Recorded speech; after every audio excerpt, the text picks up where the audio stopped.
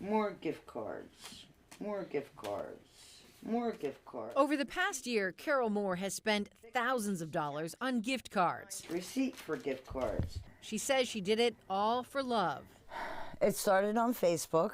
That's where Carol got the message. Phil Mickelson came in to me. That's right, Phil Mickelson, the golfer. He's my favorite player. Except it isn't Mickelson. It's an imposter. I mean, in the beginning, he was very nice, you know. But then it took a turn. She says the fake Phil started asking for gift cards, sending her bogus checks to cash, had her set up a cell phone account, and even sent a cheap ring. And he says, you know, I'm divorcing my wife. Carol joins an unfortunate list of people caught up in celebrity romance scams. Imposters have repeatedly taken the identities of stars such as Blake Shelton, Chris Hemsworth, Bret Michaels, Keanu Reeves, Katy Perry, and others. The increments were like $50, and it just started to add up. Meredith McGonigal Alberto found out her mother fell for a scam shortly before her mom passed away. How much do you think potentially she lost?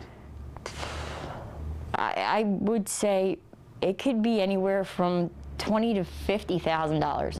In that case, the imposter was posing as Criminal Minds and SWAT star Shemar Moore. While working on Meredith's mom's story back in February, I started following the real Shimar Moore on Instagram.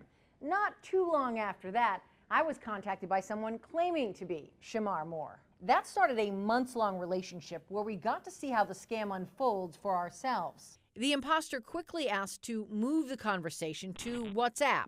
Okay, baby girl, let me have your phone number so I can add you on WhatsApp. From there, it was seemingly harmless chatting, lots of being called baby girl, and then the ask. I need some money right away.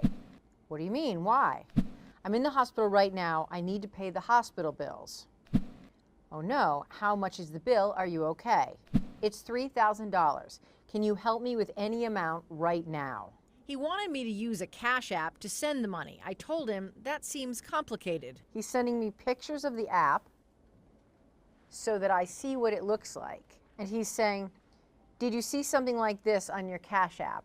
He's doing a complete tutorial on how to send him money. And when I offered to call the hospital to pay the bill? So he says, baby, I don't want them to think I'm trying to scam someone else. That's why I ask you to send it.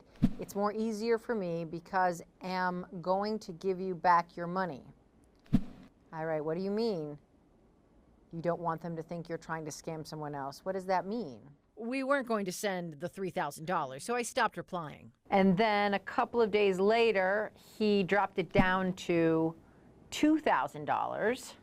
Today says to me, good morning, baby girl. And I said, how are you feeling today? Did you get the bill worked out? And he said, not yet, baby. Do you still want to help me out? Of course not. So I tried to call him through the app.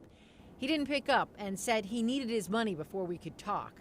Then we let him in on our secret. You are a scammer, period. And I am an investigative consumer reporter at the NBC television station in Philadelphia. His final message isn't something I can repeat on TV. The scammers are really, really, really good. Temple University criminal justice professor Anshul Regge studies romance scams. This is not like any other type of financial scam where they just get your money and you're done.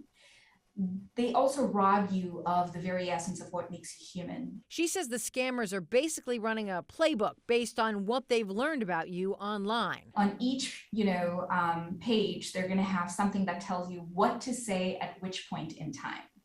So if you want to initiate contact, here are some greetings that you want to use. Hi, sweetheart. How's your day? Once they initiate contact, it's on to the grooming phase. It's called love bombing.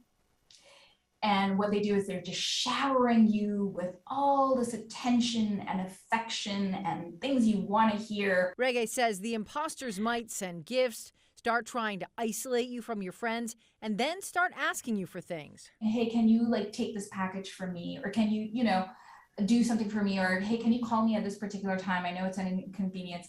But these are ways or signs that are going to demonstrate to them that they've got you, they've hooked you in. There are red flags. So they try to isolate you and try to get you into a communication platform of their choice. They may also ask you to send inappropriate pictures of yourself. If they refuse to meet with you, that's another big red flag. And Regge says you have to try to pay attention to yourself. Are your behaviors healthy? Have you stopped seeing your friends and family?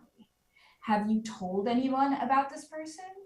If you haven't, why not? I went to a few of his tournaments. Carol tells us she was promised a tip of the hat and a thumbs up, something Phil Mickelson does often at golf tournaments. And during our interview with her, this happened. And look, what's right there on my phone? Oh, he just messaged you. Yes, he did. Can we see the message? Sure. Your love is truly a wonderful gift to me. I can never think of anyone else who could love me so deeply, with 7 hearts and a kiss. She tells us she's lost around $290,000 to the scammer in the form of gift cards, a credit card, her bank accounts, and pension. My warning to other people is any celebrity of any kind, actor, actress, sports, anything, do not acknowledge them. Delete the message immediately, block them immediately. Carol tells us she's in touch with the FBI. We've reached out to representatives for Shemar Moore and Phil Mickelson, have not heard back. If you are the victim of a romance scam, contact your local police, the FBI, and the Federal Trade Commission. Tracy Davidson, NBC10 Responds.